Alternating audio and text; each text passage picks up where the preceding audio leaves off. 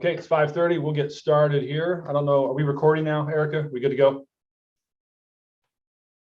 Looks like it.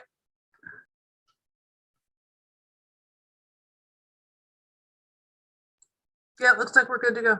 Okay. Everybody's favorite script. Here we go. This open meeting for the Select Board is being conducted remotely pursuant to Chapter 20 of the Acts of 2021. Ensuring public access does not ensure public participation unless such participation is required by law. This meeting will feature public comment. For this meeting, the Select Board is convening by video conference via Zoom webinar as posted on the town's website, identifying how the public may join. Please note that this meeting is being recorded and that all attendees are participating by video conference. We'll do the confirming members. We'll do board members first. Please respond in the affirmative. Melissa Murphy. Here. Christy Ferrantella. Here. Don Holgate. Here. And Mr. Maffey. Here. And I'm also here. And then staff, as I see you in the boxes, Jeff Carlson. Good evening. Amy Baxter. Here. Roberto Santamaria. Here. Libby Gibson. Present. Erica Mooney. Present. Tucker Holland. Present. Thank you. And anticipated speakers, we have Ann Kutzpa also here with us. Here. Hi, Ann. Hello.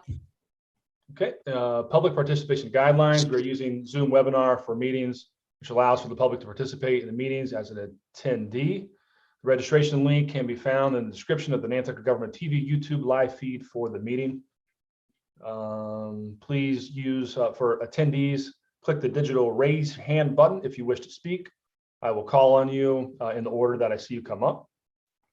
All supporting materials that have been provided to the members of the body are available on the town's website unless otherwise noted. The public is encouraged to follow along using the posted agenda unless otherwise noted. Some housekeeping things. I usually ask everybody to, if they're not board members, but if you're not speaking, to turn your video off. And if you are a guest speaker, when you're done, please log off. Sometimes we have guest speakers who are here as a panelist, and then they want to speak later as an attendee. So we want you to move to the attendee. And sometimes if you forget, we'll just move you forward, or we'll send you an email and move you. That happens sometimes. And finally, each vote taken in the meetings will be conducted by a roll call vote. Okay, so I'll call the December 8th Select Board meeting to order. Before we get involved here, I wanted to have a moment of silence for somebody that our community lost on December 3rd. Is Judith Wagner. She was our planning board chair, and she was elected to the planning board, I believe, in 2018, and was for 2 years, filled a seat, and then was elected for a full term and as chair in 2020. She had just passed away, has been coming here since, I think, in the 80s, lived out in Quidnet, and loved this island and was dedicated to this community. And I learned a lot from Judith. So if we can, let's please have a moment of silence, please.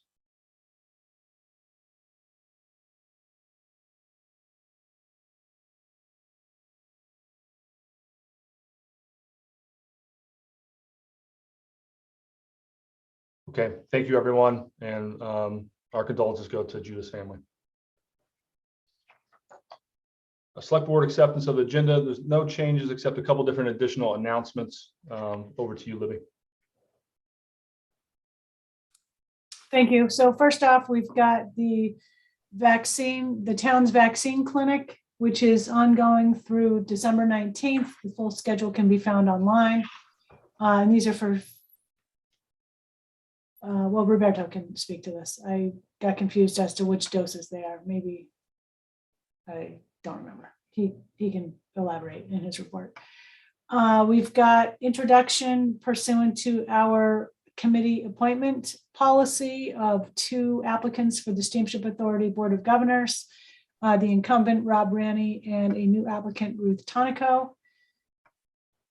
We've got okay, so with regard to the now unfortunate vacancy that we have on the planning board, there is a statutory process to fill that position when it is a midterm vacancy.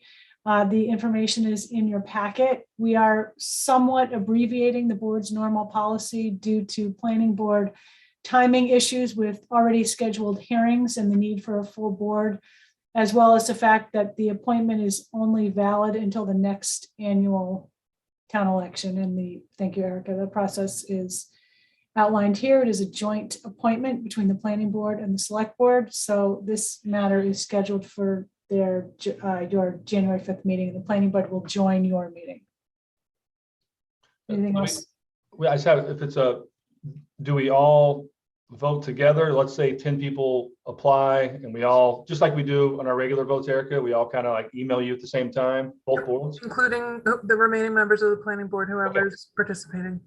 And then it's the majority of the votes. Okay. Thank you. Sorry, I've got two additional announcements, and those are as follows. There will be a household hazardous waste collection day this Saturday, December 11th, for homeowners and what is known as very small quantity commercial generators. That's actually a term for acceptable hazardous waste for proper disposal. Again, this Saturday, it's at the DPW office entrance from 9 a.m. to 1 p.m. The DPW office entrance is the second white gate past the landfill. Secondly, I am very proud and honored and pleased to congratulate our DEI director, Kamal McCarthy, for successfully defending his dissertation for his Doctor of Education degree for organizational leadership from Northeastern University late last week. And pending his official award of the degree, which won't happen probably till spring or fall, we can now call him Dr. McCarthy. So Kamal, congratulations. We're so proud of you. And that is all I've got for announcements. Thank you, Libby. Congratulations, Kamal. If I walk by on the sidewalk, I'll tip my hat. If I have a hat on, say, doctor. That's going to be pretty cool. So congratulations. Select board announcements and comments. Anything to open with? Christy? Thanks. Just more of a public announcement that tomorrow afternoon, the Cape Coalition for Women and the Cape Cod Young Professionals Group is hosting a roundtable on trying to improve town meeting. It's based on kind of Cape towns, but I thought it might be interesting if any Nantucket residents or board members wanted to listen in and see how we could make town meeting more inclusive. If you just go to the Cape Women's Coalition website, the information to sign up is right on their front page. Thank you, Christy. I had a couple quick things. Yesterday, I attended the WPI presentations. I think there was maybe 5 groups. And I just wanted to thank Worcester Polytech and everybody who makes that program work. It's interesting that they come in with a different lens, and it's really fun to see what they find out, and it always leads to other things. So it's a great program, and if you weren't able to see it, I think it's on YouTube. You can watch it and you can flip through whatever you find interesting, but there's something for everybody. So I really appreciated that. The Consulate Springs, if you're driving down Orange Street with Cumberland Farms on your left, and you're going around the curve, it's now open. And I've been getting people text me asking me what the town is doing there. So I just thought it's a land bank and pond coalition project that they've been planning this for a long time for the invasive Phragmite removal. And I think it's great. It's beautiful to see the water in the harbor from there. So kudos to everybody involved with that. And then I've got a lot of comments on why didn't the select board or the chair allow comments on our STR short-term rental discussion. And it was for a couple different reasons. Sometimes when we have an in-depth discussion on things in a workshop mode, when we're not really making any decisions, and I know it's going to be longer, it's more effective for us to just have a conversation amongst ourselves, especially when I know there's going to be future agenda items and future meetings that the public will be able to put their thoughts into. But I've gotten a lot of emails from people that come in the last couple of days. I'm sure you all have as well, other board members. I just wanted to give a reason why I didn't allow comments. It was a very long meeting, and I thought it was just more productive for us. And it's just the start. There'll be more opportunities. That's all I have. Anything else from anybody? Okay. There's no follow-up comments from prior select board meetings. Is there any public comment that's not on the agenda, today's agenda? Please raise your digital hand.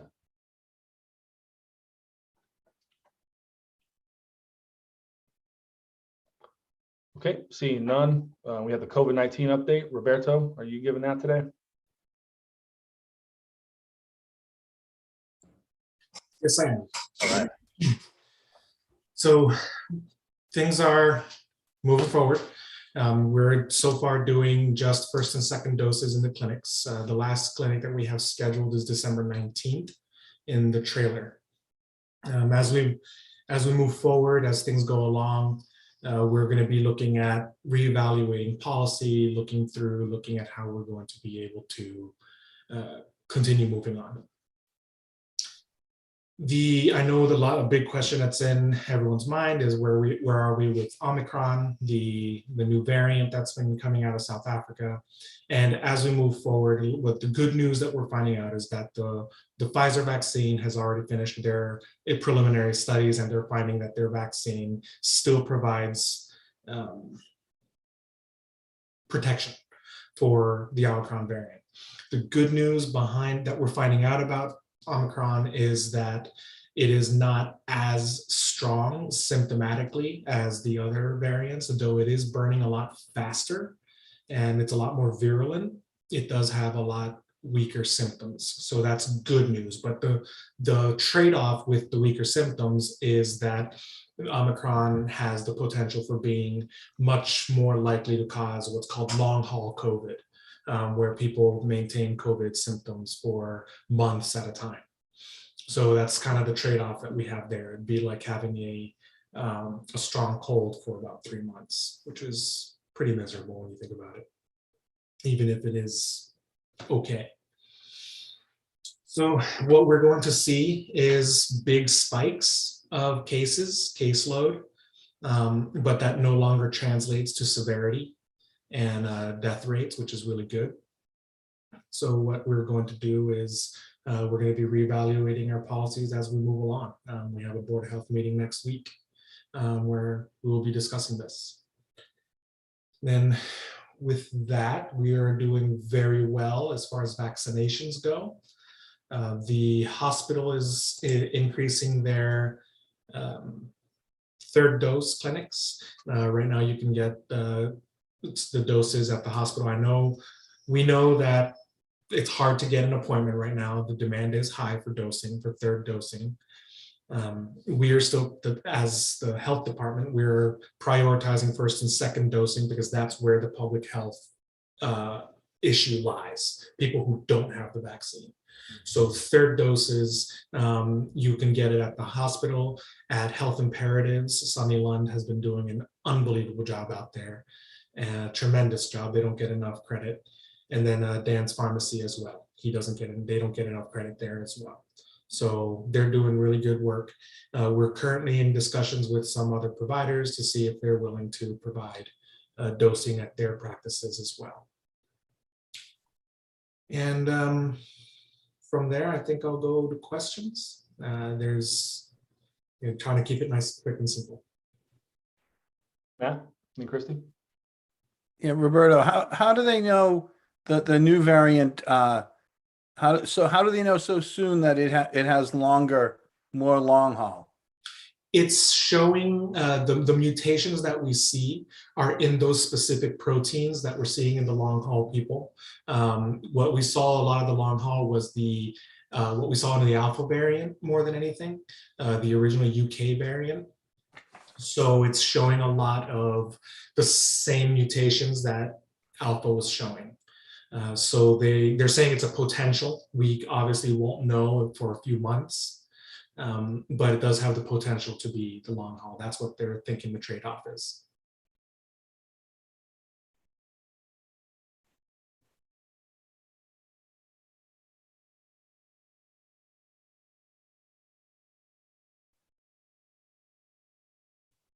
Sorry, I was muted. Christy, did you have your hand up? Oh, thank you. I was just wondering how vaccinations are going since we've opened it up to the 5 and older kids. Are we able to vaccinate on island, and kind of, is there a backlog there as well? Yes, no, we're definitely able to vaccinate. Trying to pull up my numbers here. Just a moment. Okay, so from what we've seen, actually, I'll go ahead and share the screen. Screen 2.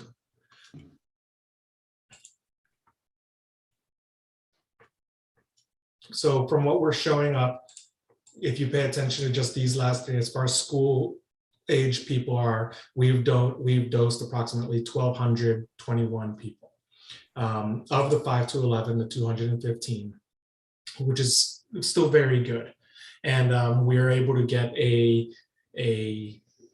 mobile clinic from the State Department of Public Health. We were able to get a hold of that, and they are going to be on island this week. And we do have a clinic on Friday. I don't remember exactly which population we are hitting on Friday, but I do know Heather is our public health nurse is staffing that as well. And a couple of our per diems are staffing it. So we are moving forward there. So as far as vaccinations go across the board among youth, we've done very well. It's these, so what is that? 719 in the youth from ages 5 to 15. And then for the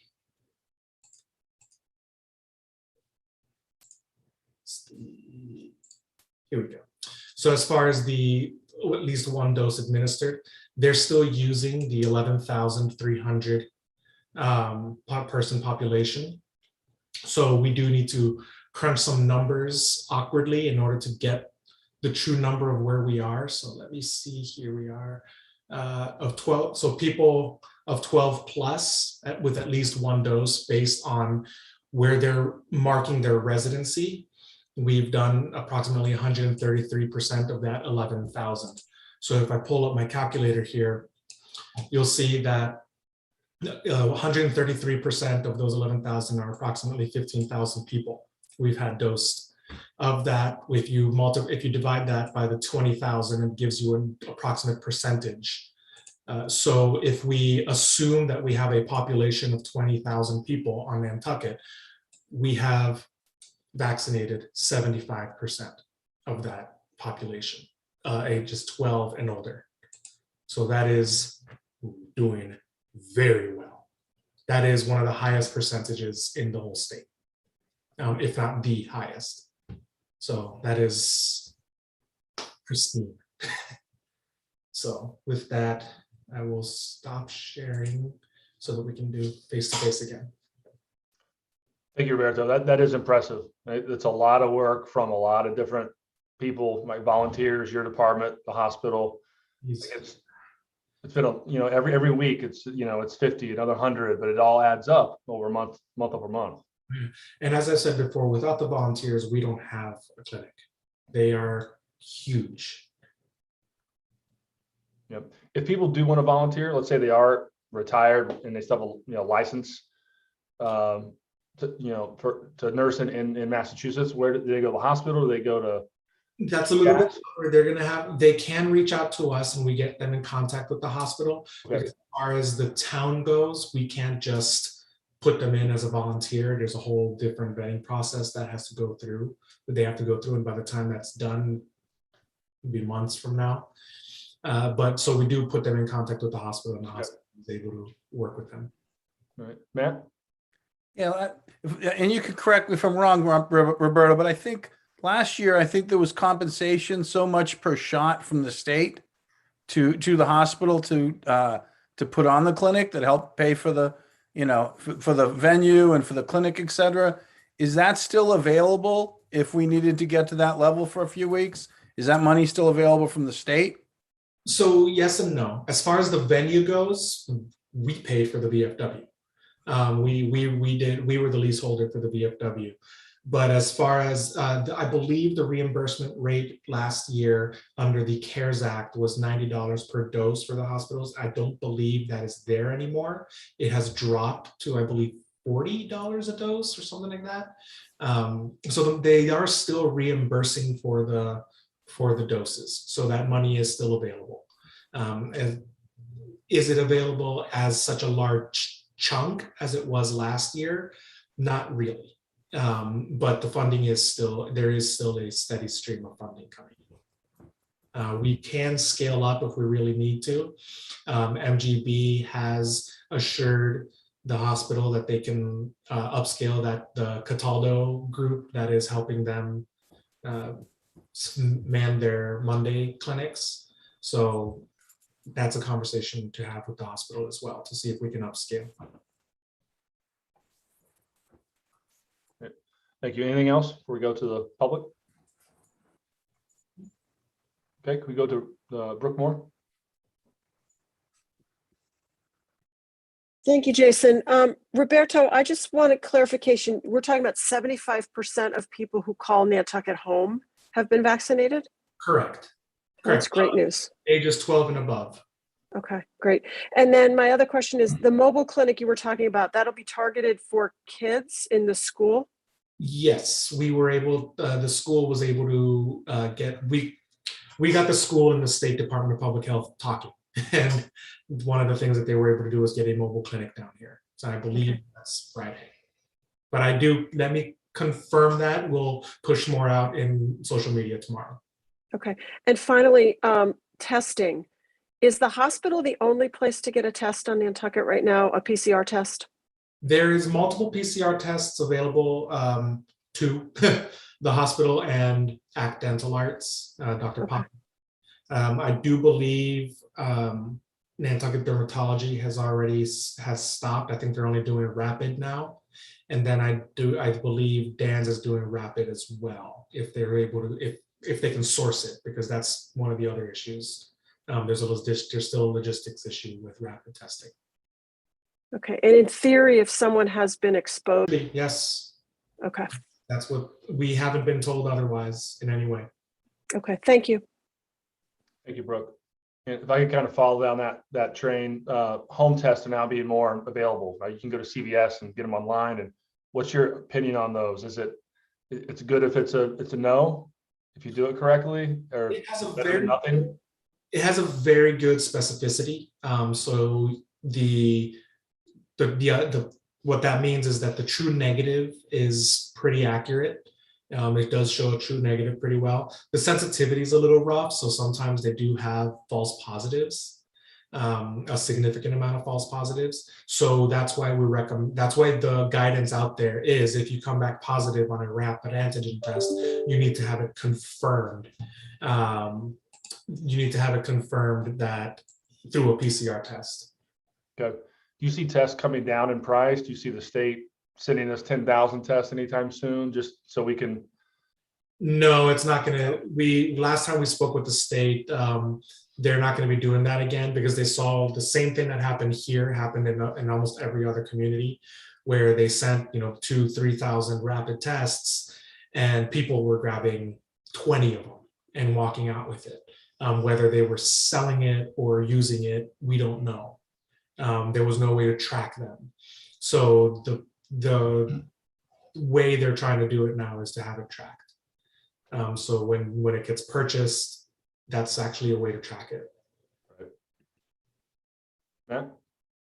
Yeah, as one of the people that took a fair amount of tests this summer and handed them to a couple of restaurants, it was invaluable for the people who had exposure and had staffs of 40 or 50. And it was very helpful. A couple were able to find and isolate the people who needed to be and open their business a day or two later. And so, so anyway, and I hope that we're more through this next year and have learned how to live with it. And that isn't a concern. But if it is, I would hope that the state would help people because, it is hard to do both things. It's hard to isolate people if you don't know that they could potentially have it. So. Melissa? Thanks, Jason. Roberto, correct me if I'm wrong, but my understanding is that where we are falling short probably as a country is on testing all around. So this is not a challenge unique to our community, but it's very difficult to access testing. And I'm sure we have our own constraints here. I'm really hoping to see the federal government and the state governments step up in being able to provide more affordable access to rapid tests over the counter, testing sites. I mean, I think if we can test at home and then know where we can go get a reliable PCR test if we are positive, that's, really the best case scenario. But I just wanted to add that I don't think these are challenges unique to our community. It's definitely not unique to our community. That's across the country, world, really. The reagent for real-time PCR, up until recently, up until COVID, really, PCR was a piece of equipment that was usually relegated to a laboratory. Usually you just saw it in most academic areas, in a hospital would probably have one or two, unless you had a big hospital like MGB in Boston, but where they have their own labs and they do all their in-house stuff. So the reagents were only being created in small quantities. So once everyone started looking for it, it really bottlenecked. And for months, actually, nobody was able to get a hold of real-time PCR reagents other than medical facilities. So it was tough, and the prices shot up. You can call it price gouging, but there was nothing to stop it. So a PCR machine, a high specificity PCR machine, which is like the type that we need, went from being about $8,000 to $10,000 to almost 20. And the reagents went from being $1 a cassette to about $3 per cassette. So it was really tough. Thank you, Roberto. Any other questions or comments? Okay. Thanks for all your work, Roberto. We're trying. Thank you. Have a good night. You too. All right, there's not any, no new business that I know of. Approval of minutes and treasury warrants. Is there a motion? So moved. Second. I'll say second from Melissa. Is that okay? All right, all those in favor? By roll call, Melissa, Aye. Don, Aye. Christy, Aye. Matt, Aye. Jason, aye. That passes unanimously. Citizen Department request. We have request for approval of application to change a manager of annual all alcohol beverage package store license for Murray's Beverage Store. Amy's here to walk us through that. Hi, Amy. Hi, thank you. Yes, this is an administrative function when a manager changes. So they're just requesting and have gone through the fingerprinting and all the administrative tasks to change the manager for the liquor license and location. So just looking for approval of that application, and then we send it up to the ABCC for final review and approval. If there's no questions or comments or motion. Motion to approve. Second. Thank you. All those in favor, Melissa, Aye. Don, Aye. Christy, Aye. Matt, Aye. Jason, aye. That passes unanimously. Thank you. Amy. Okay, request for waiver of sewer connection permit fees and sewer capacity fees for 22 rental apartments located at 31 Fairgrounds Road for housing, Nantucket. Hi, Ann. Hello. Hello to you all. Good evening. Yeah, we're just trying to get the waiver for these sewer and privilege fees, which can be pretty expensive, especially when you're running on such tight budgets that we have to adhere to. All of the units, I think you're all familiar with the project, but it's 100% affordable, meaning all 22 units will have income restrictions where we're calculating rent based on the income of the tenant households. So this would really help us to make sure that we're able to pass those savings on to the tenant and provide really very nice housing. It's going to be quite an amazing project. So just really happy to be able to provide that to the community. Thank you, Ann. And this follows our policy that we usually approve these waivers. Tucker, anything you want to add? Or are we ready for A vote? No, we recommend approval in accordance with your policy, and this will allow them to pull the building permits, which are critical as far as our safe harbor goes. So thank you. Matt? Move approval. Second. Thank you, Don. All those in favor? Melissa? Aye. Christie? Aye. Don? Aye. Matt? Aye. Jason, aye. That passes unanimously. Thank you, Ann. Thank you, Tucker. Thank you very much. Have a good night. Okay, on to public hearings. We're going to continue a public hearing from September 8th to consider the revocation of private shellfish aquaculture license held by Ted Lambrick at 10 Trotters Lane. Hi, Jeff. Evening, everybody. So we've continued here tonight, sorry about that, to continue the discussion on Mr. Lambrick's, the revocation of his aquaculture licenses. I sent in a little summary and report of kind of the proceedings to date. We did have another incident in November where we had a second confiscation for Mr. Lambrick for mishandling of those oysters that we worked with on the state. They had some concerns about public health with people being able to get access to those and control of those. And they take things like Vibrio and those infections pretty seriously. And we're still, after reviewing the situation, I believe we're still, pursuing that revocation. So I'm happy to take any questions. I won't bore you with details that I already sent you in. Any questions or thoughts for Jeff?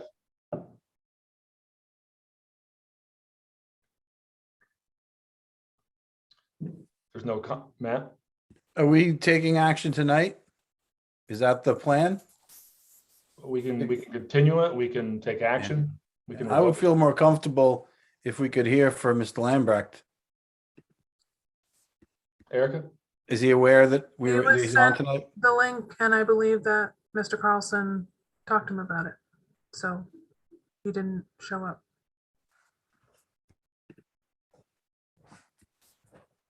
Matt? Jeff, do you know how much of his gear has he gotten off the bottom? Is he in good shape now?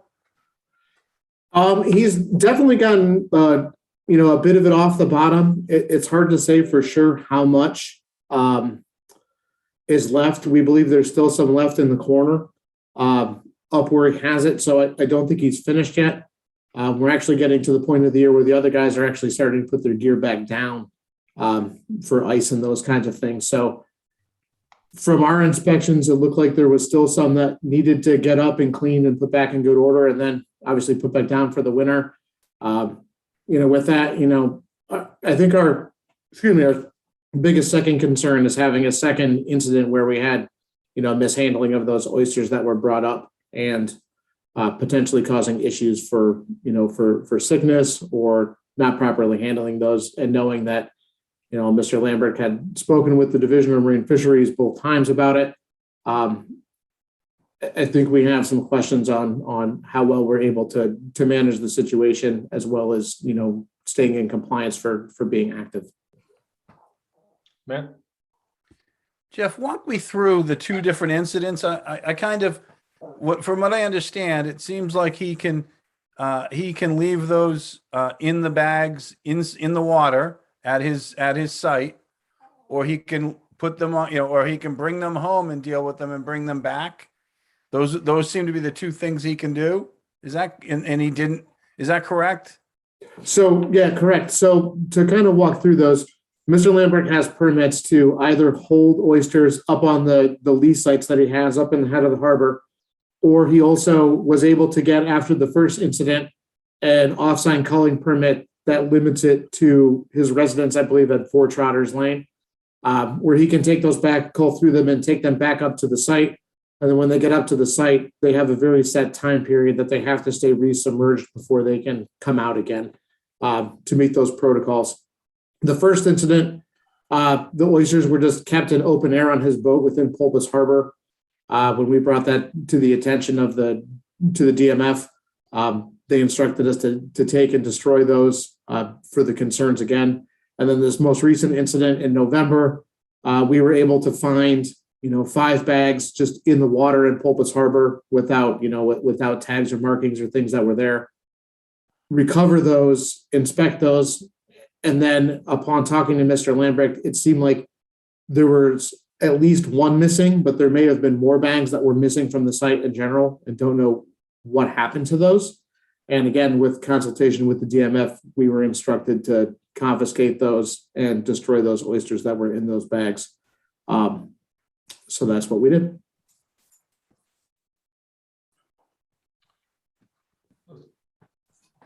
Any other thoughts or comments?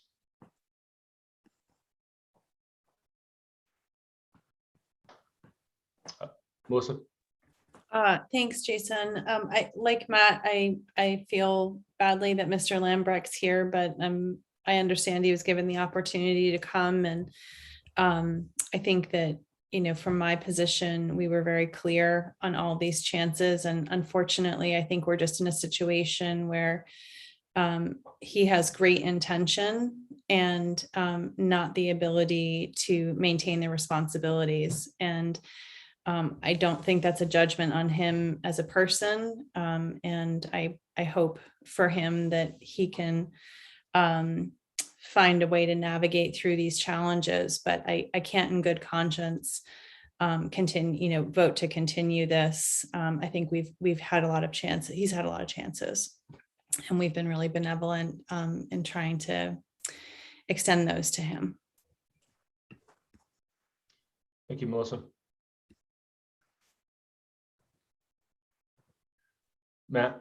Yeah, I agree with Melissa. I had hoped that he would find a young partner to be working toward, handing this off to or selling this to over the next few years. Jeff, do you know if he's had anyone else helping him or had any luck on that area? Yeah, sorry, Matt, sorry to interrupt. I do know he's talked about it a couple times. I know for a fact he's been approached by a couple of individuals kind of to do exactly what you had said, Matt, about maybe purchasing it and kind of transitioning it or working out a plan. But I don't believe any of those have, come to fruition, obviously. Good question, Matt, and thank you for your comments, Melissa. It's a tough situation because we want to help Mr. Lambrick, and we've given him, 2 or 3 different chances, and this is after the Shellfish Association and many others have asked to revoke this license. And I feel like we've been in good faith working with them, giving more chances. But I feel like it's like you said, Melissa, the tensions are there, but maybe the ability or it's just too much. It's overwhelming. So I'm in favor of revoking the license today.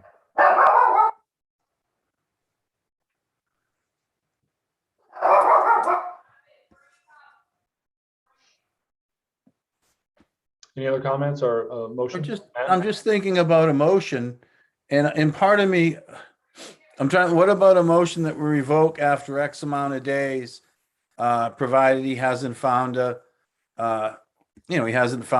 partner, or he hasn't found someone that this can go to. I'm trying to think, I'm fumbling on my words.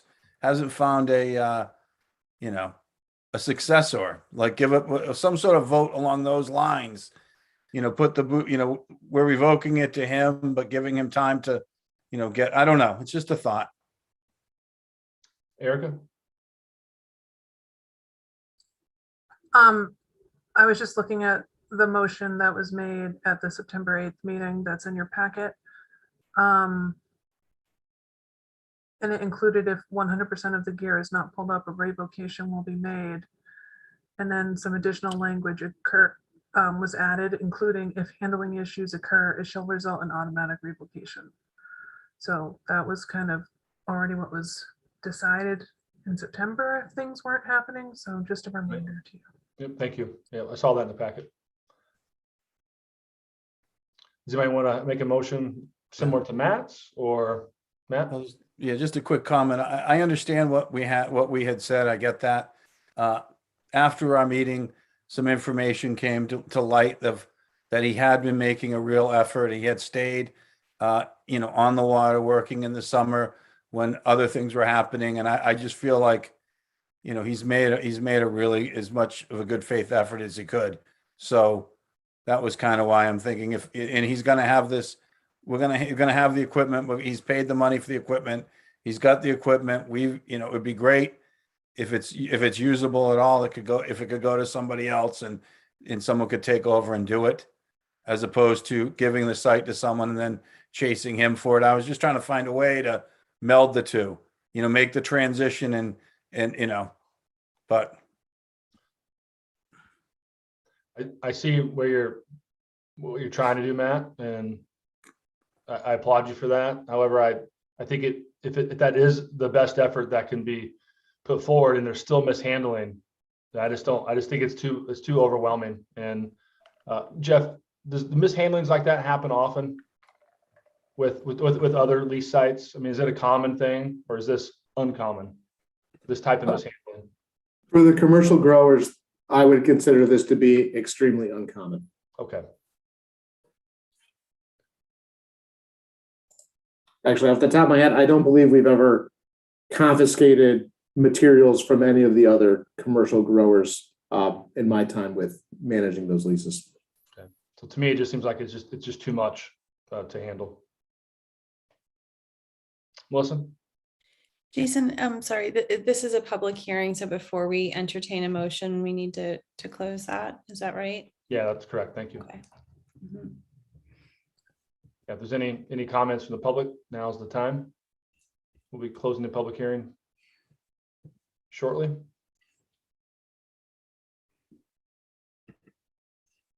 I don't see any hands being raised, so we'll close the public hearing. Any comments or motions?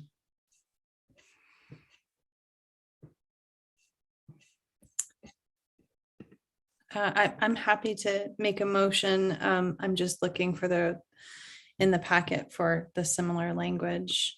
But I can't find it easily. So I guess in general, and maybe Erica can help me out. I would make a motion to revoke the license based on not complying with the conditions laid out. Yes, thank you. That would be my motion. Is there a second? Second. Any comment before we take the vote? Okay. All those in favor, Melissa? Aye. Christy? Aye. Don? Aye. Matt? aye. Jason, aye. That passes unanimously, sadly. Thank you, Jeff. Thank you, guys. And just for the record, this is the least favorite part of my job. So thank you for all the time spent on this. Thank you, Jeff. Okay, town manager's report. Oh, I'm sorry. Roberto? I screwed one thing up in my report. The clinic for Friday is at the school is for school staff. The clinic for youth that we were able to get with the mobile clinic from the state is on December 18th. So that's for all ages, all doses. So just wanted to get that fixed. Sorry. Thank you, Roberto. Have a great night. Okay, Libby? Okay, first off, we've got 2021 annual employee years of service recognition. So for the last 2 years, we have not been able to hold our regular employee appreciation events, at which we normally would issue the years of service pens, and we would have dinner and activities and recognition of our employees, but obviously we haven't been able to do that. So last year, we simply read a list of the names of people who've achieved years of service in 5-year increments, starting with 5 and going up till whatever the highest number is. And we're going to do the same this year. However, this year we also have our public outreach coordinator and HR director have put together an employee recognition video, which is very short. And we just wanted to show it to you, and then I will read out the names. Do you have that available, Erica? Thank you.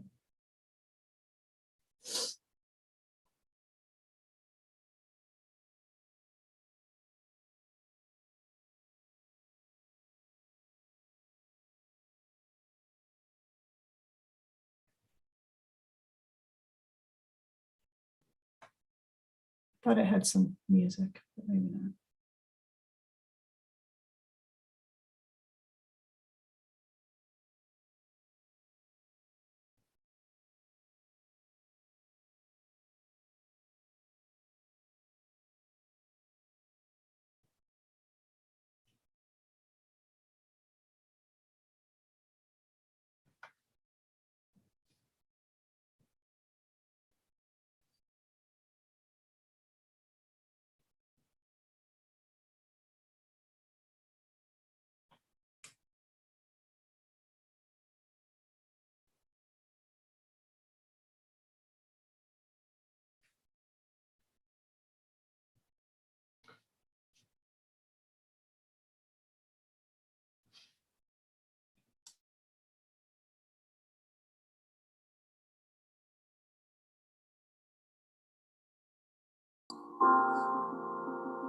Okay,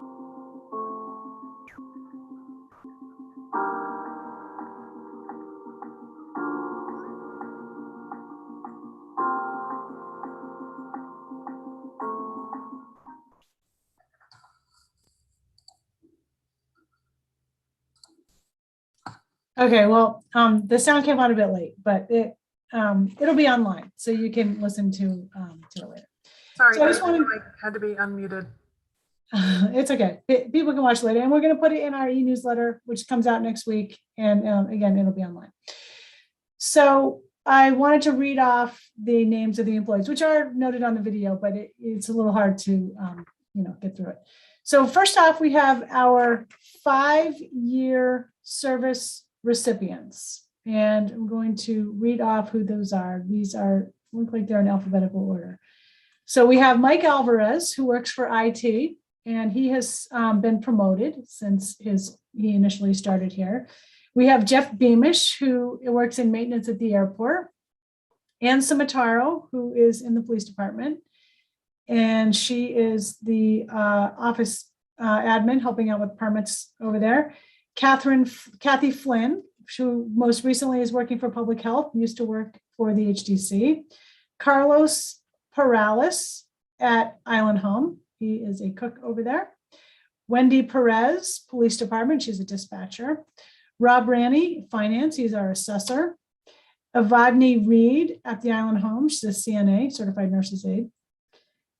Christopher Reynolds, police department dispatcher.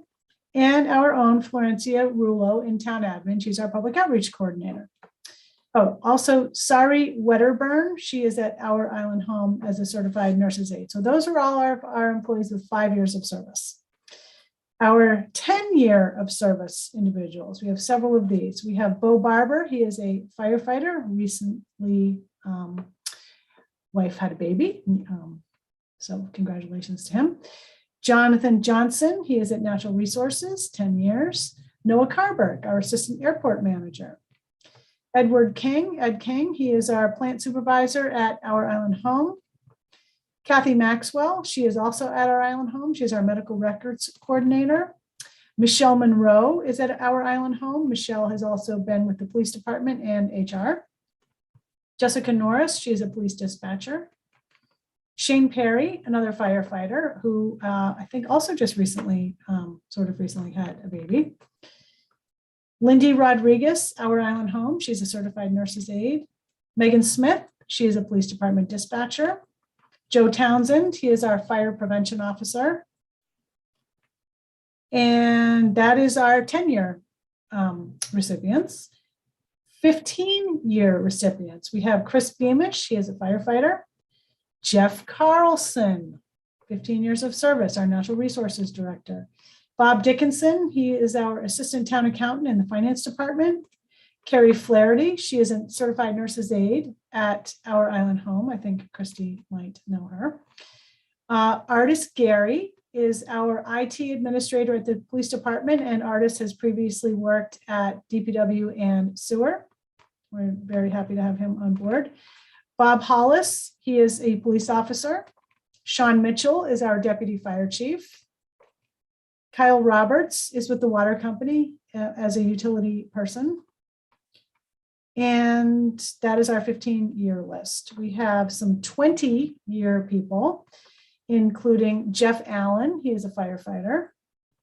Ann Barrett, our public health coordinator at Health and Human Services. Lenny Liebert, who is with the airport. Ann Medina, who is also with Health and Human Services. She's our office manager, and Ann very capably handles the passports, in case anybody has interacted with her. 25 years. We have two 25-year recipients, Frank Hanlon, who is a captain at the fire department, and Trisha Murphy, who is our tax collector. And she has worked, she has also been promoted from another position within the department up to tax collector. And lastly, we have three 30-year recipients, 3 decades. These people have worked for the town. We have Sheila Barrett. She is with housekeeping at our Island Home, and she keeps everything fresh and clean over there. And Susie Gale, who is technically a police officer, but has also acted as our animal control officer. And as we know from prior issues with animals, she is very capably handling that. And John Muir, another 30-year police officer. So thank you to all of them, and thank you to all of our employees for your hard work over the last, well, all the time, but really most especially over the last couple of years as we've struggled through the pandemic and continued on in new and different ways of doing business and serving the town. So thank you all very much. Myself and the HR director are going to be going around to the departments over the next couple of weeks, delivering the pins. And we also have some gift bags this year since it's been so miserable the last couple of years. And we're going to be dropping those off before Christmas as well. So thank you very much to everybody. Thank you. That is it for the employee appreciation. And next we have our fiscal 2023 general fund budget presentation. You've all been through this before numerous times. It's going to be a joint sort of a tag team presentation with myself and the finance director. And we do have a PowerPoint. Thank you, Erica. So first off, well, just go back to that. Yeah, just for a second. Section 4.2D3 of the town charter requires that the town manager prepare and submit to the select board an annual operating budget. You have two documents in your packet tonight. There's a PowerPoint, which we're going to go through now, that summarizes our budget projections. It's a higher level overview of what they are. It's not super detailed. And we have a draft budget message in the packet also, which explains the recommendations, projections, and various issues in detail. We received more expense increase requests than possibly ever before, and we obviously cannot fund all of them. We have to take the big picture into consideration, as does the board. Our intent for tonight is to take the board through the PowerPoint, which contains an overview of our updated projections, which we last gave you in September. Much of the detail is contained within the budget message. We'll give you an overview of that. Erica, I would have you put at the end, have you put that on the screen just to sort of scan through it so you can all see what it looks like, and you can certainly review it at your leisure at a later time. Our fiscal 2023 budget process began with the review of preliminary projected expenses and revenues with the Finance Committee on September 13th. We reviewed them with you all on September 22nd.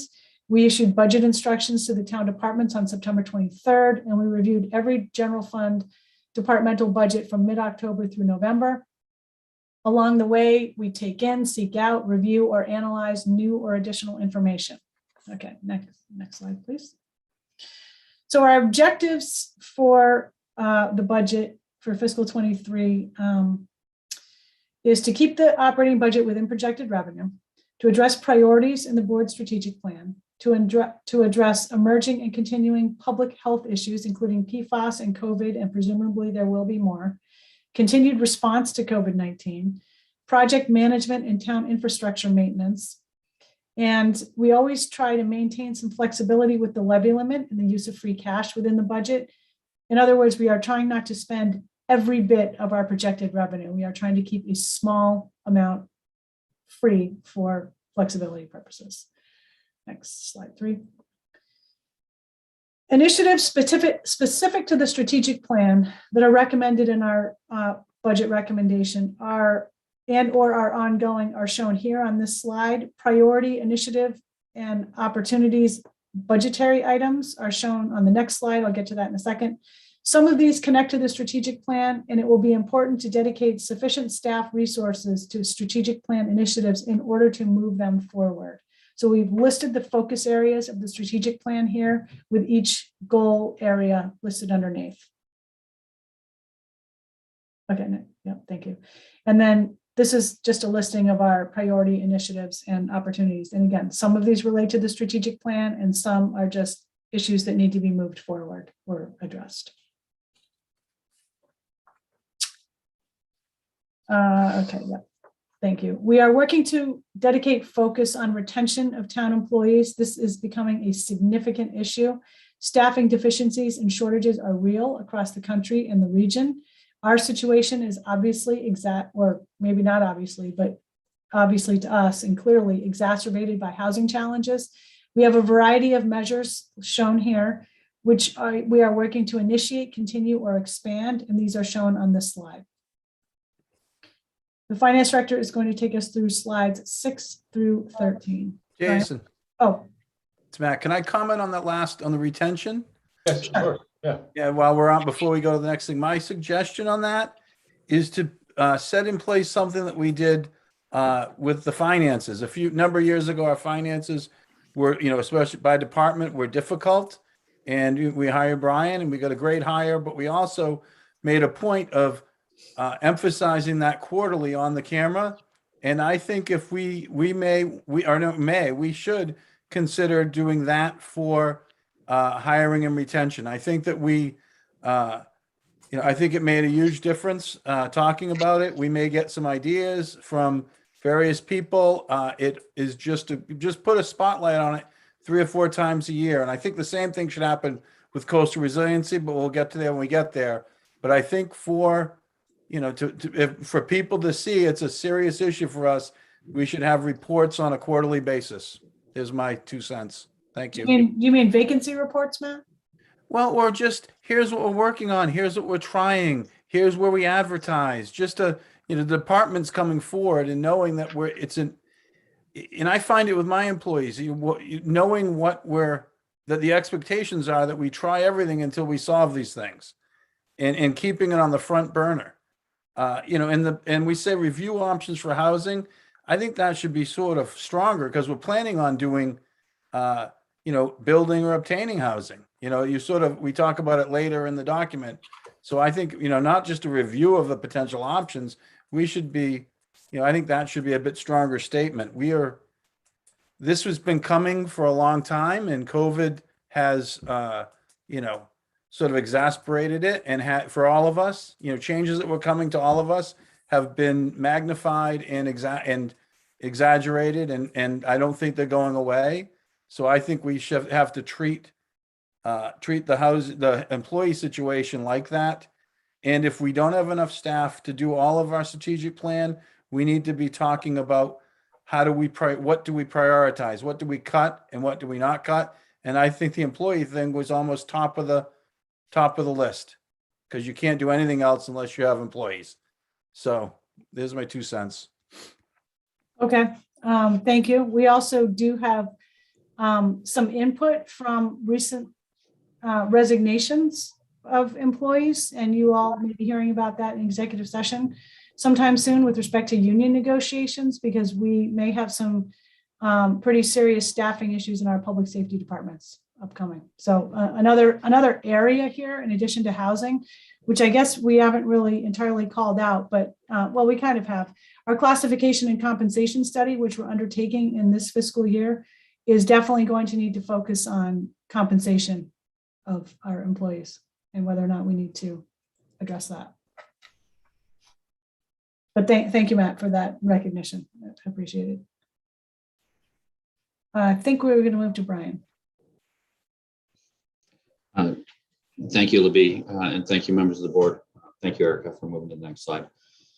So for the general fund budget that we're presenting to you tonight, we're projecting that we have the ability to raise $121,679,660.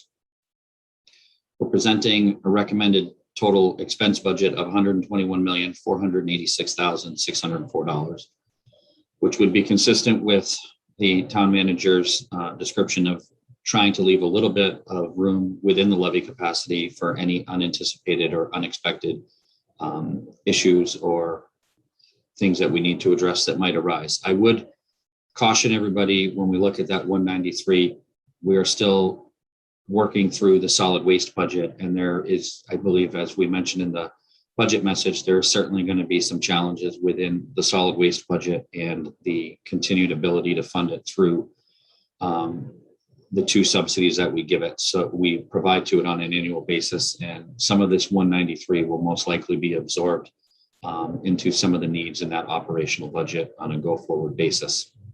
Next slide, please, Erica. So you'll notice in this slide that we're projecting raising $102 million in property taxes, everything other than motor vehicles, rooms and meals, licenses and permits, which is rentals and interest and other nominal local estimated receipts. We're projecting 2.5 million. We're projecting $2.5 million in motor vehicle excise, and we're projecting just over 8 million in rooms and meals tax. Licenses and permits, we've projected an increase to 1.3 million. State aid, we're projecting a level funded increase, and that is because the Boston just announced yesterday that they will be doing their revenue consensus meeting on December 21st, which is when they decide when they set the projection for expected increase in revenue for their budget planning. So absent having any understanding of where they're setting their number for next year, we have projected a level funded number from the fiscal 22 budget. Expenditure, which brings us to the $121,486,000. And also my fault for missing this. We're projecting $692,000 in free cash as well. Expenditures, $32,086,000 to municipal departments, $34,976,000 to the school department. Non-departmental, which includes debt service and health insurance, general insurances, $36,855,000, and special appropriations, which does include the transfers to the two enterprise funds, as well as the money, as we'll note in the projections, money to the Affordable Housing Trust, and raise and appropriate for the capital projects as required by town code. Next slide, please. Thank you, Erica. As consistent with every year, tax revenue certainly is the largest portion of the allocation of the pie for us in revenue. It's projected to be at a 85%. Rooms and meals is the next largest generator at 7%, state aid at 3%, and all other receipts at 2%, less 2% or less overall. Next slide, Erica. The expenditure pie, the school and the town generally are fairly similar in the amount in operational percentages. Special appropriations, again, is the contributions to the two enterprise funds, being Island Home Solid Waste, and the money for affordable housing, which will be in Article 10, as well as the raise and appropriate for capital at 15%. And then non-departmental is projected to be 30% of the budget, being debt service, health insurance, and other general insurances. Next slide, please, Erica. So now we'll take you through the breakdown of these expense projections. Operational expenses, we are projecting $8,672,000 in expenses. There's $1,306,000 of operational expense increase requests that the town manager has recommended as part of that budget. We're projecting just over $23 million in salaries for town employees. There is $1,575,000 of recommended new positions included in that $23 million. School operational expenses, the school is projecting $5,788,000, with $187,000 of that being new expenses and increased requests on a year-over-year basis. School has projected salaries of $28,638,000, and which includes an increase of $1,362,000 in that budget. Next slide, please, Erica. Health insurance for active employees, we're projecting $11,857,000. Projecting for retirees, $3,952,000. You will note that on a year-over-year basis, that's approximately a 7% increase. Embedded in that is actually a projected 10% increase in the rate. We do expect, since we gave you the projection in September, there has been a small decrease.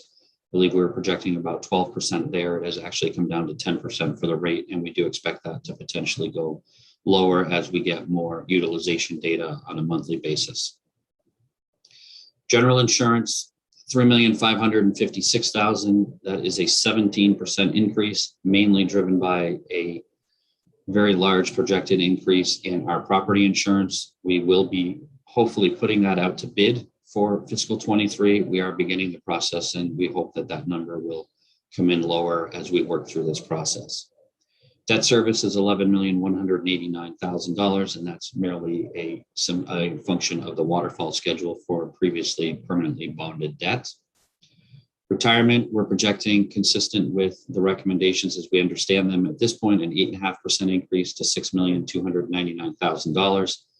I will note that we will receive the actual sometime in early January once PARAC has finalized its review of the Barnstable County numbers. And so we do expect that that will be approximately an 8.5% increase, but we'll have a more solid figure once the PARAC is done.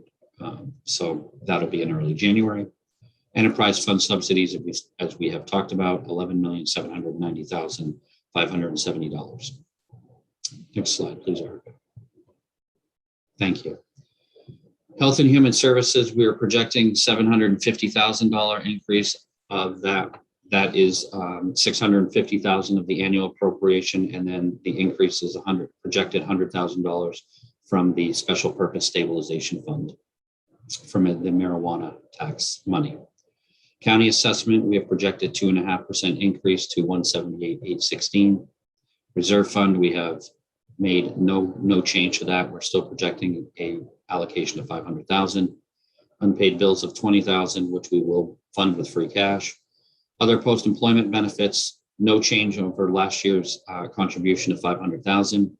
As noted, we're projecting $1,625,000 to be allocated to the Affordable Housing Trust Fund, consistent with last year. That would be done through an allocation in Article 10. We don't expect any overlay or other deficits, so there is no need to raise any money there. Excuse me. Cherry sheet charges of $1,132,000, which is an 11% increase, largely driven by an increased cherry sheet offset for NRTA. The commuter shuttle service over the summer cost approximately an additional $117,000 to our cherry sheet, bringing our total to the NRTA to just over $1 million annually that we contribute through the cherry sheet process. Community school, $550,000. Last year, we made an adjustment right near town meeting to $500,000. The school has asked to increase that back to $550,000, and we have agreed in our recommendations to do that. And then minimal capital funding, which is $1,070,000, and that is all allocated through Article 10 of the capital budget, bringing the total expense recommendations for the budget to $121,486,604. Next slide, please, Erica. So as the town manager mentioned in her opening remarks, we had $5,810,000 worth of expense increase requests, which in my tenure here is certainly the largest, most likely a little bit expected given the challenges we faced in fiscal 21 with trying to determine the impact of COVID. That was broken out and made up of one-time requests of $692,500 and then ongoing requests of $5,118,000. Through the budget process, the town manager has been able to recommend $3,630,000 of those requested increases. We are able, through free cash, to fund the one-time expenses in their entireties. And we're able to recommend funding for $2,938,000 of the requested expense increase requests. Next slide, Erica. And the town manager will take you through the expense increase requests that have been recommended. Thanks, Brian. Our recommendations for the EIRs, the expense increase requests, are based on the following criteria: whether or not it is a legal mandate, high prioritization is given for requests that support the board's strategic plan and or are recommended in the staffing study from 2017-18. Whether or not it improves departmental efficiencies or operations, if it's necessary to support new programming or existing programming, and or provides continuity of operations. Each EIR is ranked using a point system. Recommended EIRs are shown on the next two slides. These are personnel items. I'm not going to go through every single one of them, but I will mention that on the personnel side, we are recommending, hold on to yourselves, 19 new positions, which sounds like a lot, but if you look through them, they are things we either have needed for some time or are things that we have been discussing with the board for some time and that are needed to move either initiatives forward or general town operations forward to a manageable level and a responsive level to community needs. So that is what I wanted to mention about personnel expense items. On the next slide are shown the operating expense increase requests. Some of these are one time, some of them are ongoing. Again, we are working to fund a level of items needed to maintain municipal services that a growing community requires. We are funding various equipment and vehicle replacements or additions, increases in fixed costs, mostly related to informational technology and cybersecurity. Sidebar, things like cybersecurity are also emerging issues that require focused attention in order to keep our operations going. We've all seen news accounts of cities and towns that have fallen victim to cybersecurity scams, infiltrations, things like that, and they are crippled for a long time and or have to pay large sums of money to get themselves back to operating. We have a potential lease in here for municipal office space. Municipal office space is currently insufficient for current and future employees. We are proposing to fund a historic sidewalk preservation and repair study for Upper Main Street. This was initially a request to the CPC. It was not approved due to concerns from the CPC that perhaps town should fund this and come back to the CPC for funds that could potentially offset eventual construction of these repairs. Infrastructure maintenance is a huge issue specific to recreational properties. Sidebar on that, we issued a bid this fall for field maintenance, and that bid came in at a level, we received one bid that far exceeds the number that we had put in here, $200,000. It's in the middle there under DPW. So we are going to have to reject that bid and revisit whether or not to reissue it in a reduced manner. We're trying to, we are also doing things like operationalizing the cost of e-voting for town meeting and including funds for the select board and town administration professional services in connection with a coastal resiliency project and also strategic plan initiatives. The actual requested EIRs are contained on a separate spreadsheet that is in the packet, but we were not intending to go through that tonight. And if you have any questions about that at a later time, we're happy to go through them. Next couple of slides are Brian's. Thank you, Libby. So the breakdown, we're proposing to fund the $3,630,000 with $2,784,000 of tax levy and other general revenues, free cash for the town of $692,500, and special revenue funds of $153,900, mainly made up of one full-time recommended employee in the fire department being funded through the ambulance reserve, excuse me, and then the additional lifeguards that have been recommended being funded through the beach revolver. All told, totaling $3,630,654 expense increase recommendations. Next slide, please. So this slide, I do want to start off by prefacing that the $16,258,000 in free cash is what we have submitted for certification to the Department of Revenue. It has not been certified as of yet. As this note mentions here, we expect it in late December or early January. There was some staffing alterations to schedules at Department of Revenue, and which has precluded us and many other communities from getting free cash certified. As they get closer to tax rate setting process for communities, that becomes the priority. We have been working with them, and we do expect it to be certified. We do not very soon. We do not expect it to deviate much from this number that we have requested certification for. I would like to point out that this is really a one-time bump in free cash that we will not see, I don't believe, any time in the near future. This is mainly generated based on the way that we anticipated what would happen in fiscal 21, specific to some very specific revenue sources being rooms and meals tax, and those substantially outperforming where we set the budget for fiscal 21. based on our expectations at the time we were building the budget. As you'll see there, again, we are recommending $692,500 for town. There's $200,000 of expense increase requests for the school that we have agreed that we could fund. Some of the other items on here, we will, once free cash is certified, we will fill in with recommendations for town to school capital request. Unpaid bills, we're projecting the 20,000.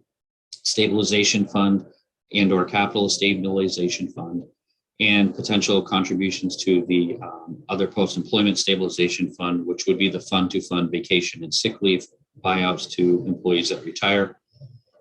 And we put OPEB trust fund contribution on the list because with free cash being certified at this level, it may be an opportunity for us to make a catch-up contribution. If you remember, we didn't make the contribution in fiscal 21 as part of the budget, and it could be an opportunity for us to make that catch-up contribution. So that's something we would talk about as we go through this. Erica, next slide, please. Matt, Brian, Matt, you have a question on this? Oh, Yeah, well, I'm just sorry. a comment on that last slide while we're there.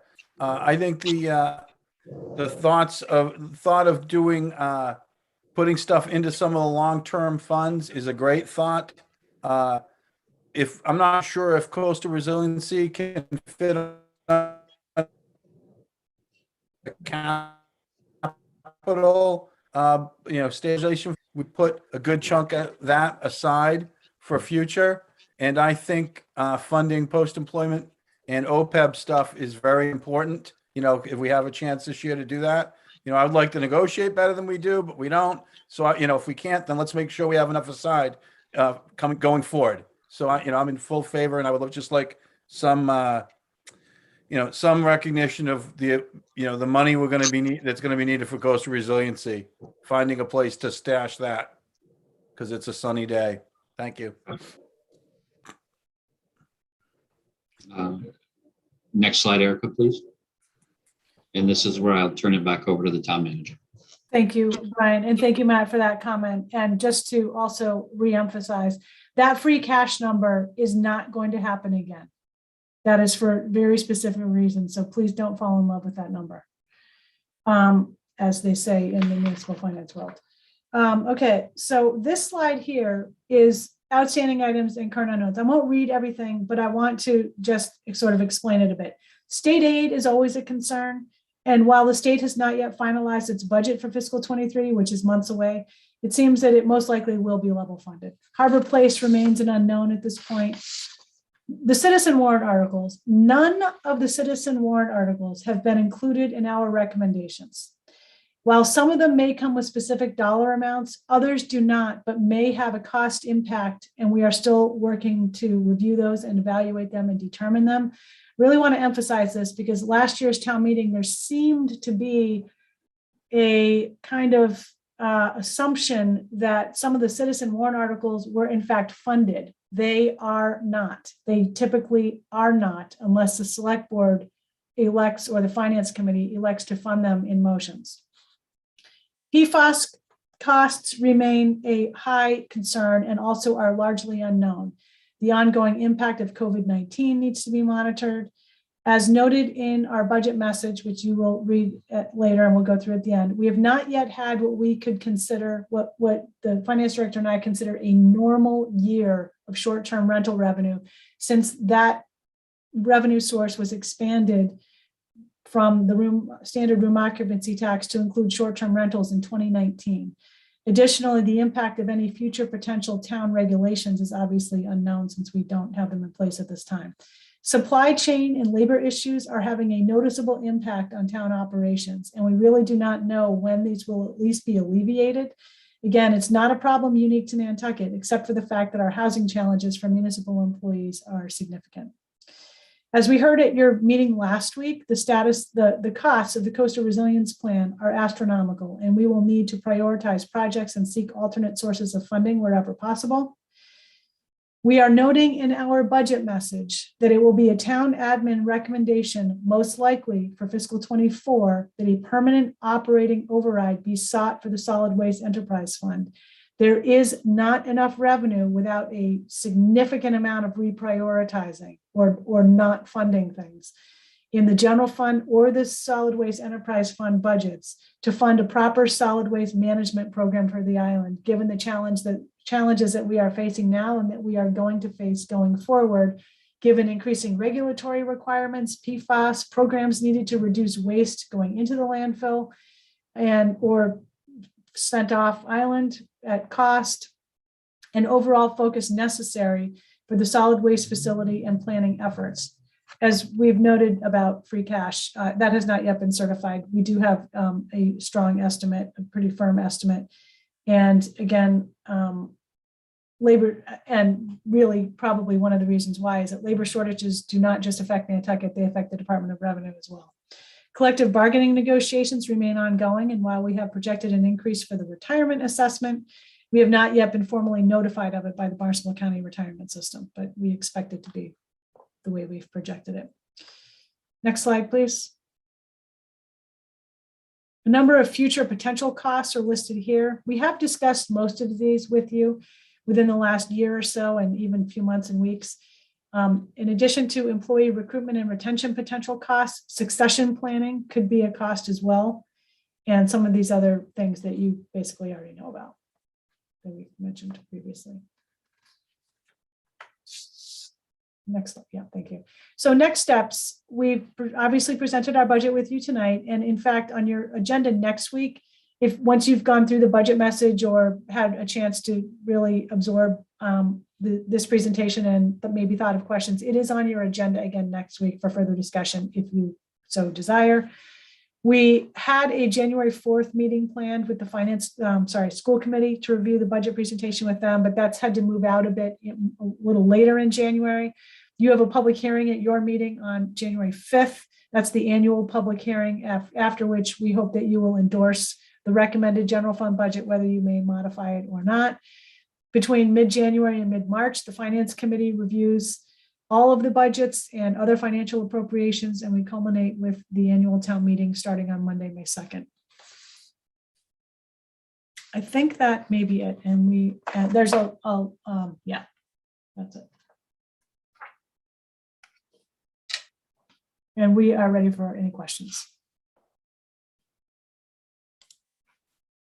Libby, have you had any, has the select board ever adjusted, like at the January 5th meeting, ever adjusted the general fund budget that late in the game before?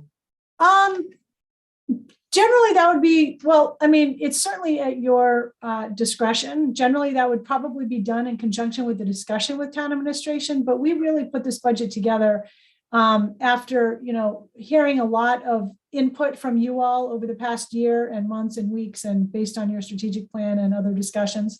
So it's not, I mean, I don't think I would expect the board to say something like, don't fund any expense increase requests or fund only this one thing or something like that. But it might be tweaked here and there a little bit. And it might not be a specific dollar number. You might say, try to figure out how to get more directed towards, let me guess, coastal resiliency or something like that. Yeah, like Matt's already said. I'm just curious if it's been done before. I think with our strategic plan, like you mentioned in the beginning, it's been thought through already. So a lot of the things that we have prioritized as important have already been addressed. So there would be major changes.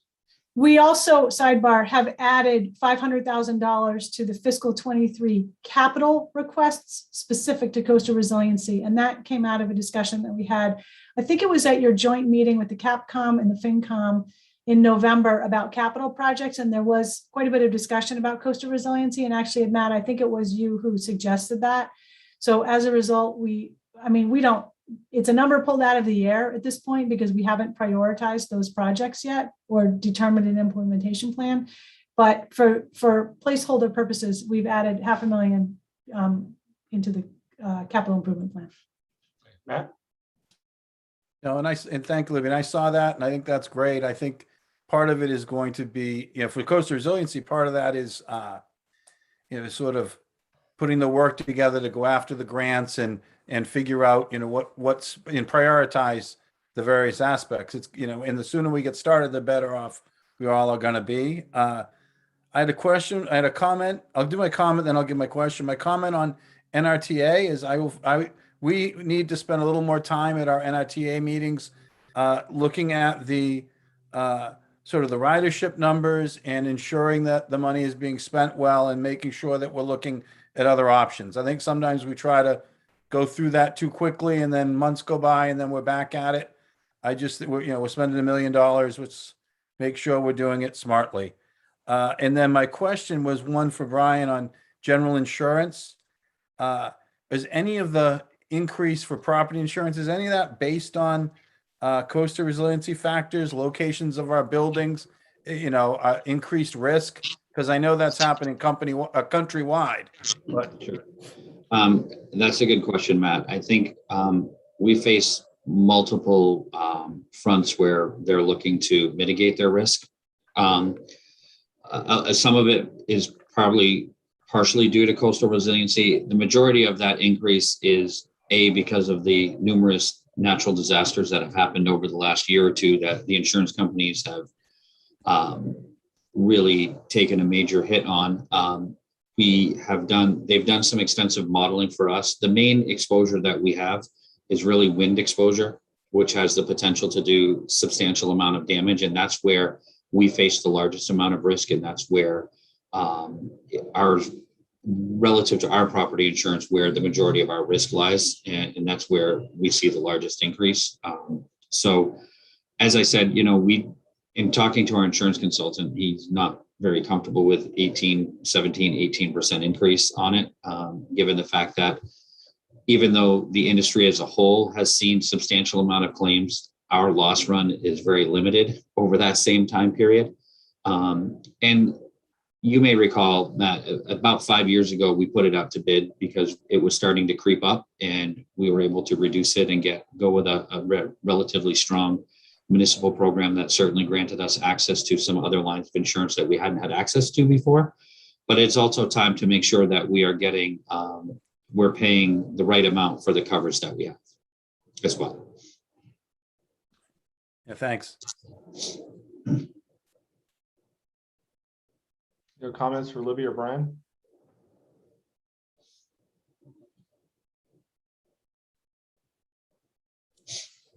Okay, you can just keep thinking of any questions or comments that you might have.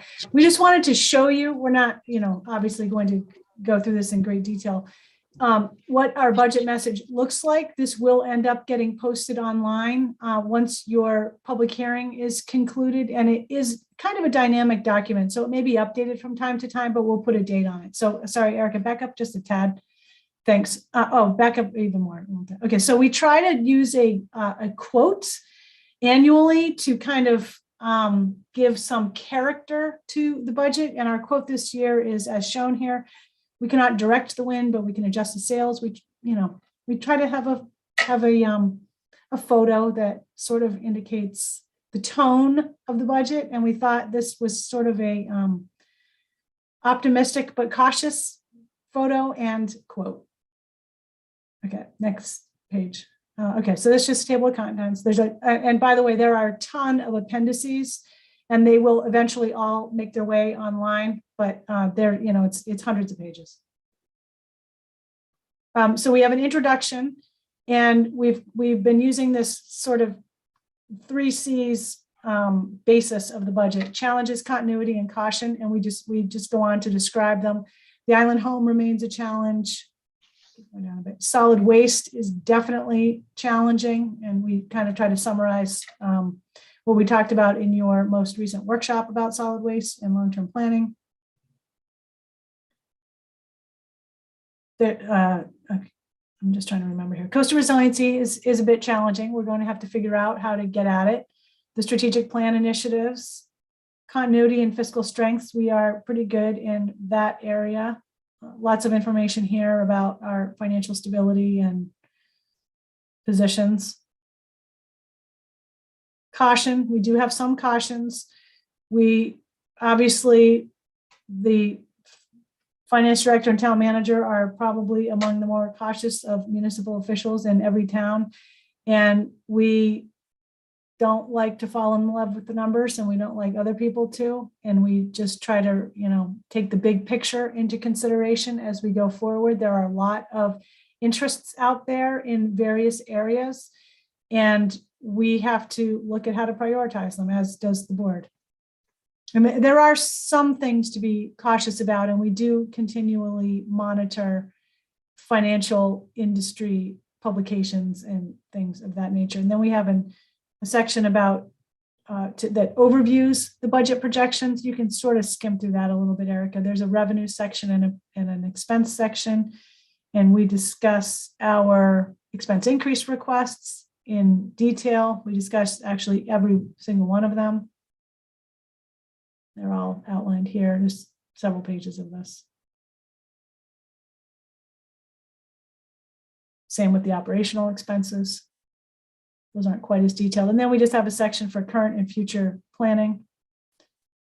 And we list out a number of things that are going to be on the forefront of your discussions probably going forward.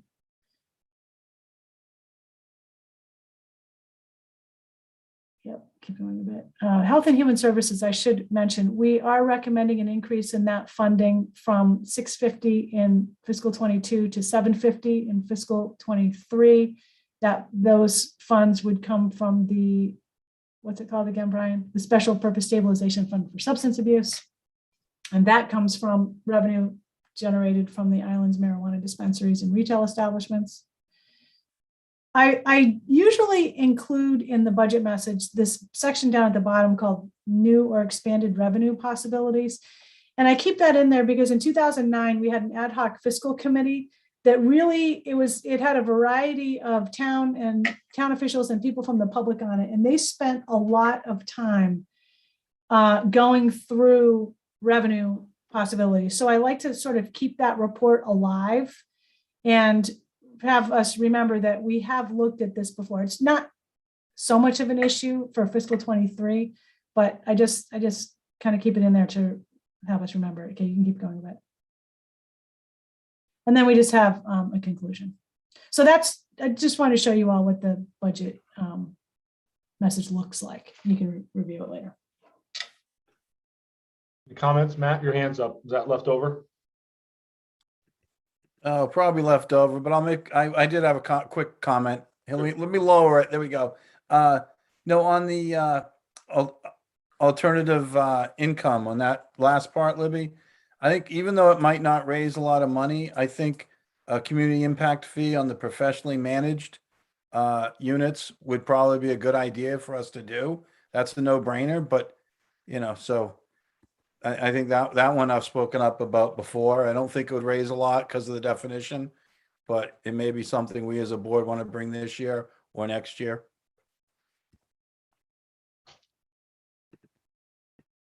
I had a quick question. In that report, is there anything about our debt liability, how much debt we have, what's coming off the books this year?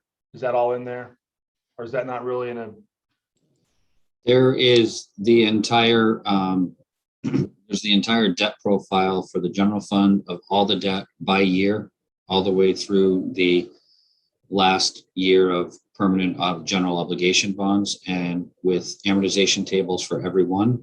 And there's the same for all of the enterprise funds as well. So that appendices alone is well over 100 pages. But it shows every piece of debt from fiscal 23 through whenever it's paid off that the town currently has by fund, general fund, and enterprise fund. So that is available for people to see, yes. Okay. I ask this every year, but our reserve funds, whatever forms they take, I think we're pretty good. I think I remember you saying, the auditor saying, it's not too much money in there, but we don't need more. And you've always said, look, we're an island. Major things can happen. It's okay. Is that kind of right, Brian? We still are, overall, our undesignated fund balances are still at levels that are consistent with where Moody's would like to see them for, and where I think both the auditors and myself are comfortable where they're at. That would give us the flexibility to address the impacts of any major catastrophic event. I think the only area that, and this was noted on the free cash slide in the PowerPoint presentation, I think with the free cash at this level, it may give us an opportunity, and certainly something that the town manager and I need to discuss more in depth, but it may give us an opportunity to contribute a little bit more to the capital stabilization and or the general stabilization fund, and bring those up, because it has been a little while since we've made a contribution to those, and the percentage funded on its own is kind of generally falling or slipping a little bit below what we have in the financial policies. However, when you add in the free cash, unexpended free cash on an annual basis, it still puts us within those ranges. But I think that this may present an opportunity to fund some of those reserve funds and still be able to contribute money to capital and other one-time operational needs consistent with the policies. Is that the way to do it, Brian? So if we have a lot in free cash, we want to put some money in a rainy day fund because just a general business cycle of recession's coming and we're going to be in trouble. Is that where it goes, those two stabilization funds that you had on that list? The first one to fund what we could call the operational cycle of peaks and valleys would be just the general stabilization fund that we have.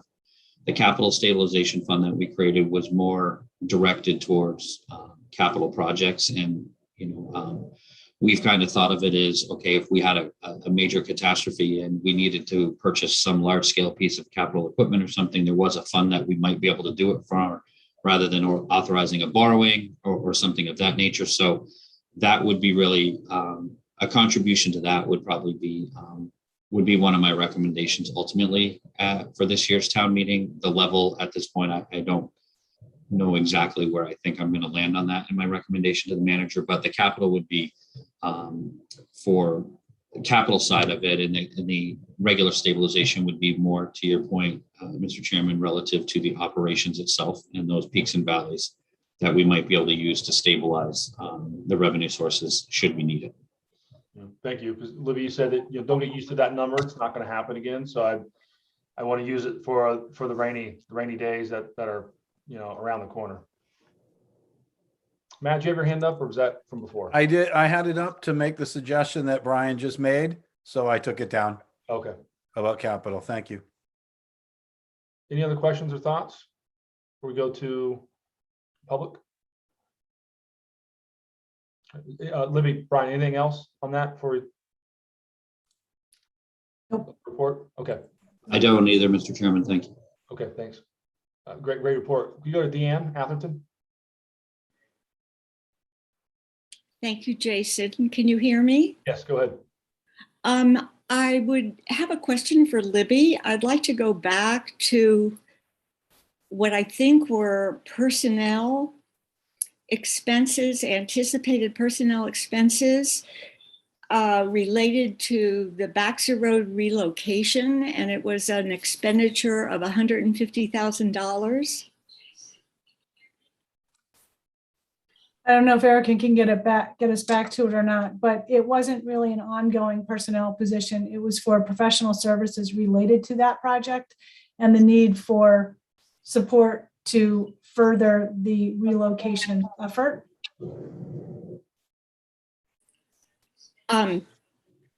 Mr. Chairman, can I respond? Yeah, absolutely. Go ahead, Deanne. Yes, I understand that we have at two previous town meetings, we have allocated $500,000 to obtain easements for the relocation of Baxter Road.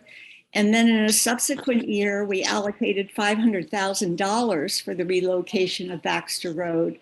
Why do we need another expenditure of $150,000?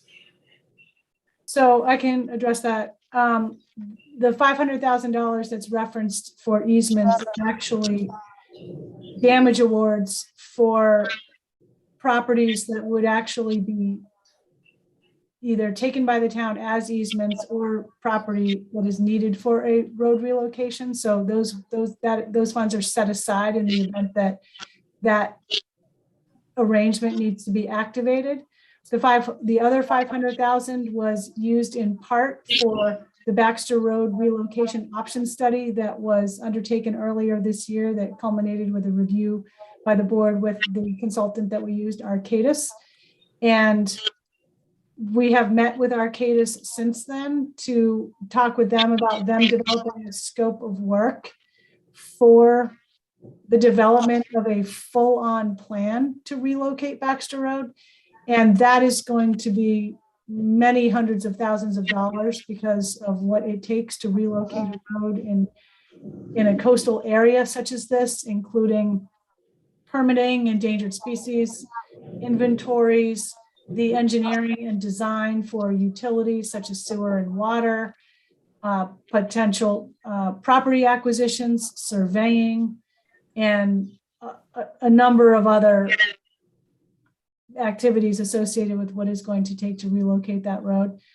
So this is really just the beginning of that project. And it's not something that existing town staff can oversee on a full-time basis. Well, just one follow-up question, please, Mr. Chairman. Sure. Is this expenditure consistent with the coastal resiliency plan as a priority expenditure, given the 40 priorities identified after a year of study? Mr. Chair, I would perhaps leave that to the board to respond to, but as the board has previously discussed, this project, I think, is being considered outside of the coastal resiliency plan, having been basically in progress for a number of years, well before a coastal resiliency plan was even thought of being developed. So I would say it's a standalone.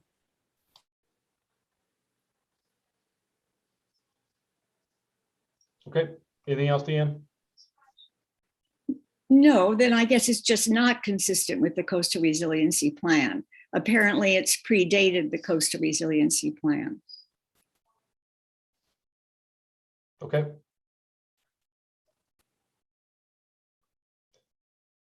Any other comments on or questions on the budget? We'll go to the public here in a second once we finish this agenda item. Okay. I think that's it. We're on to select board reports and comments, but before we do that, we bring in Ted Lambrick, the public. Mute, yes. Oh, thank you. Ted, you're on. We can hear you.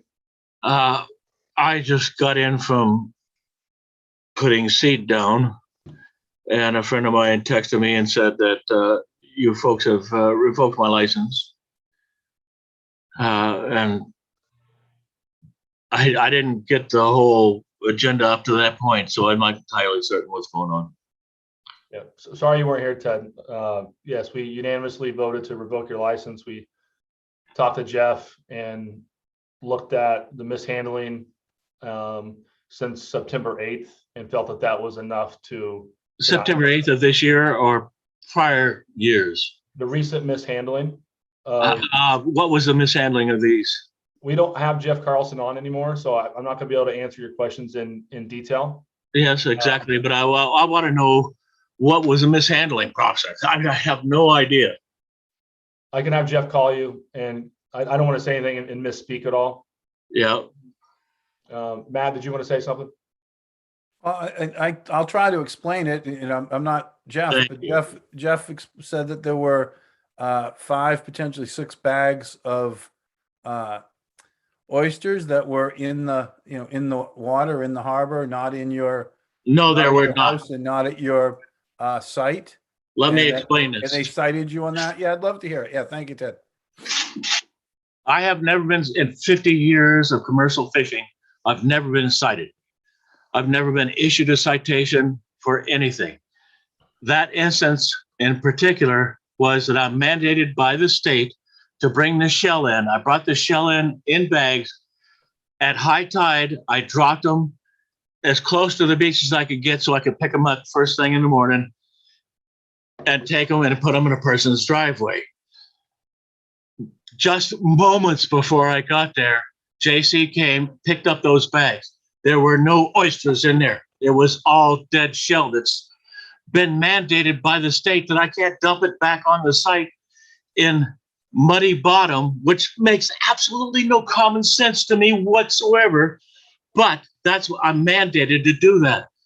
The best way for me to accomplish that goal is to drop them on the beach in bags, sealed, and pick them up. And that's what I did. And when I got there, the bags were gone. I called JC immediately. He couldn't have been half a mile down the road. And that's the case of that. I called the state, and the person in the state thought, well, that's really strange that they would do that to you, blah, blah, blah, blah, blah. I don't understand what the heck is going on, because I'm trying to follow all the rules and regulations. Under normal circumstances, what I would do is take the deck shell, put them on the site, which is mayonnaise bottom for 18 inches, and then it creates some kind of bottom where oysters could grow on it again. But I was not allowed to do that. That was the original plan. So that I was now told that I had to get the darn things in and put them someplace else. And that's what I did. I'm trying to follow all the rules and regulations according to everybody under the sun. And it's just driving me nuts. It's absolutely driving me nuts. Yeah, Ted, if you can for a sec, Ted, I got another. It's Matt. I got another question. How close are you to having? We asked for all your gear to be up and clear. I have touched all that gear. Every single cage that is in the water has oysters in it. We're just we have been resetting the seed to the bottom now in order to make the December 15th deadline to have everything down. We will have it all down. There's no problem there. All those cages have been raised and gone through, and everything else under the sun. I've been trying to follow every rule. I don't understand this at all. Matt? Yeah, I voted. I voted. We voted unanimously. So I voted. I understand that. I understand. I would like to request this. We talk about this with Jeff available at some point. Yes. In the soon future, and sort of sort this out. So anyway, that's what I'm asking the board to do, that, to consider that. Oh, please help me here. It's one voice. We unfortunately can't do this too much. The public hearing was closed, so the public can't weigh in on this. So I want to be careful, but Ted, talk to Jeff. Let's get some stuff on paper, and then we can talk about bringing it back. Dawn? Yeah, I was wondering if we needed to make a motion to reconsider the vote to redo a public hearing. I think we'd have to do something like that to be able to continue to talk about it. Well, I mean, I don't think we can continue to talk about it tonight anyway, because the public hearing was closed. I think we have to make a motion to reconsider our vote and to completely re-advertise the public hearing. And I'd be willing to do that. I'll second that, Dawn. Okay. Any discussion? All those in favor? Dawn? Aye. Melissa? Aye. Christy? Aye. Matt? Aye. Jason? No. That passes 4-1. All right, Ted, we'll be in touch with you. I thank you so much, folks. Okay. Moving on to select board reports and comments. Continue review of potential votes on select board sponsored 2022 annual town meeting warrant articles. So, Mr. Chair, unless board members have anything new on here, we haven't had anything new yet, other than two things that will be coming up possibly next week, but also one of them more likely in January.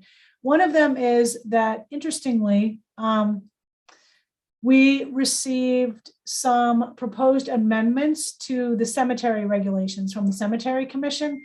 As part of our normal protocol, we sent them to town council for review. And the interesting part is that of all the regulations that only ever require a public hearing, cemetery regulations require a town meeting vote. So that was unknown. So that we most likely need to adopt them entirely, because we don't seem to have done that before. And so that would be a proposed recommended warrant article. So that'll be on your outline for next week. And short-term rentals remains out there. The planning director and I have discussed with town council the possibility of I can't remember what number option it was that we talked with Andrew about last week, but I think it was kind of a general short-term rental bylaw. And we're trying to get a staff group together right after the holidays to sort of sort out what that could look like and who would need to do what as a result. So I expect that to come before you, but not probably till the first or second week of January. Thank you, Libby. Does anyone like to discuss any articles? Any comments? Okay. Interesting about the cemetery issue. All right, any committee reports, comments? Okay, is there a motion to adjourn? So So moved. moved. Second. Okay, all those in favor, Don, Aye. Melissa, Aye. Christy, Aye. Matt, Aye. Jason, I.